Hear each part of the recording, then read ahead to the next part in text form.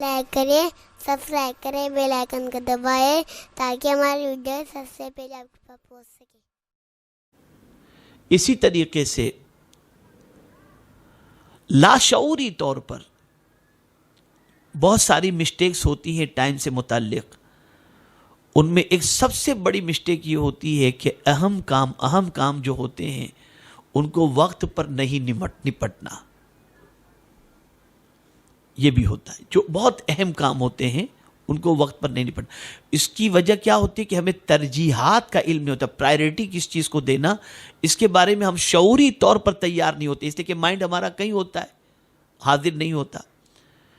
اور پھر ہمارا حال کیا ہے؟ دوسری جو ہماری سب سے بڑی خرابی جو خاص طور پر تنظیمی طور پر بھی ہوتی ہے، ہمارا کام ہے ہنگامی امور جو ہے نا اس کو جلدی جلدی انجام دینے کی فکر کرتے ہیں اور اس کے پیچھے پڑے رہتے ہیں۔ پری پلاننگ ہماری کوئی چیز نہیں ہوتی۔ آپ دیکھیے نا، سالانہ اجتماع آئے گا، اس وقت ہم کو محلے بھی یاد آئیں گے، افراد بھی یاد آئیں گے اور سب کو یاد آئیں گے، اور سب کے یہاں پھر اس وقت بھاگیں گے اور کہیں گے ٹائم نہیں ہمارے پاس، ہم پہنچ نہیں پاتے۔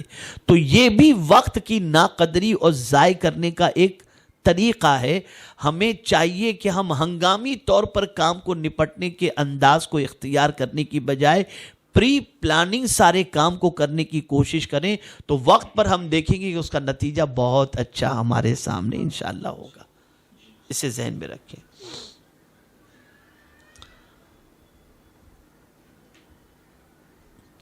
اسی طریقے سے بجلی، گیس، ٹیلی فون، ان سب کے بل کی ادائیگی کے اندر ڈیلے کرنا، ٹال مٹول کرنا، پھر اس کی پینلٹی لگتی ہے، پھر اس کے بعد کیو میں جا کر کھڑے رہو۔ اب تو سب آن لائن ساری چیزیں ہو جاتی ہیں، لیکن پھر اس کے بعد جو پریشانیاں ہوتی ہیں تو اس میں بھی ہمارا ٹائم زیادہ جاتا ہے۔ ہم ساری چیزیں پریکوشنل سیٹ اپ کر کے رکھیں تاکہ یہ چھوٹے چھوٹے کاموں کے اندر بھی ہمارا وقت ہم صحیح طور پر استعمال کر سکیں اور وقت ہمارا ضائع نہ ہو۔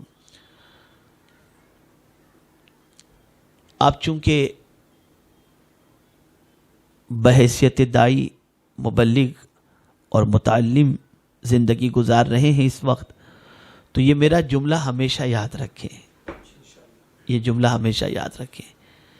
ڈانٹ سننے والا کام نہ کریں اور معذرت چاہنے والا کام نہ کریں۔ زندگی میں میرا یہ جملہ یاد رکھیے گا۔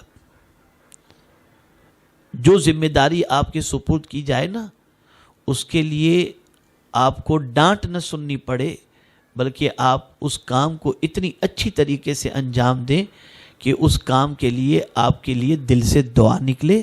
اور دوسری چیز یہ کہ کوئی ایسی چیز نہ کریں، ایسا کام نہ کریں جس سے آپ کو ایکسکیوز دینا پڑے اور معذرت چاہنی پڑے۔ یہ زندگی میں ہمیشہ یاد رکھیے گا، یہ آپ کو بہت یہ چیز کام آئے گی۔ یا آپ کے فیوچر کے حوالے سے کہیں جاب بھی کرتے ہوں، کہیں کچھ معاملہ ہو، تو اس میں بھی یہ چیز آپ کو بہت کام آئے گی۔ تو اس کو خاص طور پر ذہن کے اندر رکھیں۔ اب جو بات بتا رہا ہوں نا، یہ طلبہ کے لیے بہت خاص طور پر ہے اور آپ سب کے لیے بھی ہے۔ آپ کے 24 گھنٹے میں آپ کے لیے بہترین ٹائم کون سا ہوتا ہے، اس کا سلیکشن کریں آپ، کہ آپ فریش کب ہوتے ہیں، اس کا سلیکشن کریں آپ،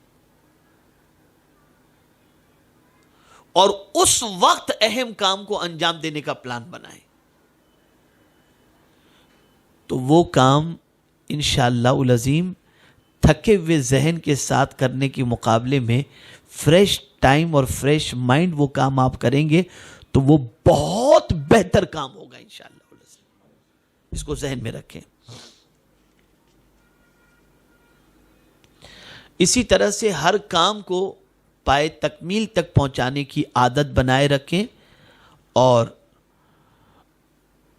کسی بھی کام کو ادھورا چھوڑنے کے حوالے سے پرہیز کریں، اور کوئی بھی کام انجام دینا ہو تو اس کی ایک ڈیڈ لائن ہونی چاہیے کہ اس ٹائم تک میں اس کو ختم کروں گا۔ میں طلبہ سے خاص طور پہ گزارش کروں گا، مجھ سے کہا گیا ہے کہ اپنے تجربات کو آپ شیئر کریں، تو میں کچھ اپنے تجربات شیئر کروں۔ میں جب سنی دارالعلوم محمدیہ میں پڑھتا تھا تو میری شروع سے عادت رہی کہ کل درس گاہ کے اندر جو پڑھایا جانے والا ہے میں شرح لے کر کے بیٹھ جایا کرتا اور ان شرح کے ذریعے میں عبارت کو سمجھتا، اور جہاں عبارتیں مجھے سمجھ میں نہیں آتی تھیں وہاں پر میں پینسل سے، آج بھی میری پرانی کتابوں میں پینسل سے انڈر لائن کیا ہوا ہے، اور میں جب درس گاہ میں جاتا تو میں اس سے متعلق سوال کرتا، تو میرا تقریباً مسئلہ حل جو ہے وہ اگلی رات کو تو ہو جاتا تھا۔ اب میں کلاس میں جا کر کے مزید پختگی کے لیے یا پھر جہاں میری گاڑی اٹکتی تھی اس کو سمجھنے کے لیے میں اپنے اساتذہ سے سوال کیا کرتا تھا۔ اللہ کا بڑا احسان ہے، بڑا کرم ہے، میں آپ کو بتاؤں کہ نومیر کا میرا امتحان جب میرے مدرس نے، میرے استاد جب ممتحن نے لیا تھا تو انہوں نے 100 میں سے 100 نمبر مجھے دیے تھے، تو حضور اشرف العلماء علیہ رحمہ کو تھوڑی سی تشویش ہوئی کہ انہوں نے کس وجہ سے 100 میں سے 100 نمبر دیے، تو حضرت نے فرمایا اس کا امتحان میں لوں گا۔ تو مجھے یاد ہے کہ 1.25 گھنٹے تک صرف 36 صفحات کا حضرت نے مجھ سے امتحان لیا تھا، حضور اشرف العلماء علیہ رحمہ نے۔ کتنے گھنٹے کا؟ 1.25 گھنٹے کا۔ اور پھر حضرت نے خوش ہو کر کے فرمایا کہ میں آج 100 میں سے 110 نمبر دیتا ہوں، یہ حضرت نے فرمایا تھا۔ تو اس کی وجہ کیا تھی کہ میں اگلی رات اس کی تیاری کرتا تھا، بڑی محنت کرتا تھا میں اس زمانے کے اندر۔ اب تو نہ وہ علم تازہ رہ گیا ہے، نہ درسگاہ سے ہمارا درس و تدریس کا تعلق رہ گیا، لیکن میں آپ کو یہ ٹپس دیتا ہوں، آپ اس چیز کا خیال کریں۔ جو کچھ بھی آج الحمدللہ تحدیث نعمت کی خاطر کہتا ہوں کہ میں یوں بھی تقریر کر سکتا ہوں، ٹائم پاس ہو جائے گا، لیکن میں جانتا ہوں کہ سننے کے لیے آنے والے یوں ہی بیچارے نہ چلے جائیں، کوئی چیز ان کو ایسی ملنی چاہیے کہ جو ان کو محسوس ہو کہ ہم نے اپنا وقت ضائع نہیں کیا ہے۔ اب ہم وہی روایتی گفتگو، آج مجھے آنا تھا، میں دوپہر سے تیاری کر رہا ہوں، بلکہ سفر میں نے تیاری کی، آ کر کے میں نے تیاری کی، اور میں نے سارے مواد کو میں نے جہاں تک جمع کرنا تھا میں نے جمع کرنے کی کوشش کی، تاکہ مجھے جو آپ سے گفتگو کرنی ہے میں اس کو صحیح طور پر آپ کے سامنے پیش کر سکوں۔ تو اس بات کو ذہن میں رکھیں، اس بات کو ذہن میں رکھیں۔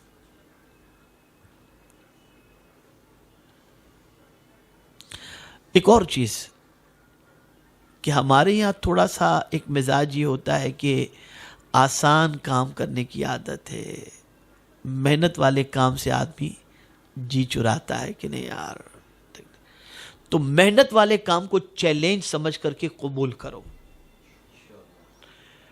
اور ایک چیز یاد رکھیں کہ اللہ کے اس فرمان کو یاد رکھیں، یرید اللہ بکم اليسر ولا یرید بکم العسر، اور دوسری آیت لا یکلف اللہ نفسا الا وسعہا، تو آپ میں صلاحیت ہے اس کو کمپلیٹ کرنے کی، لیکن آپ کی سستی رکاوٹ بنتی ہے، اس لیے آپ اپنی سستی کو دور کر کے اس چیلنج کو قبول کریں اور اس چیلنج کو کمپلیٹ کرتے ہوئے کامیابی کی شاہراہ پر گامزن ہونے کی کوشش کریں۔ ہمارے ویڈیو کو لائک شیئر ضرور کریے۔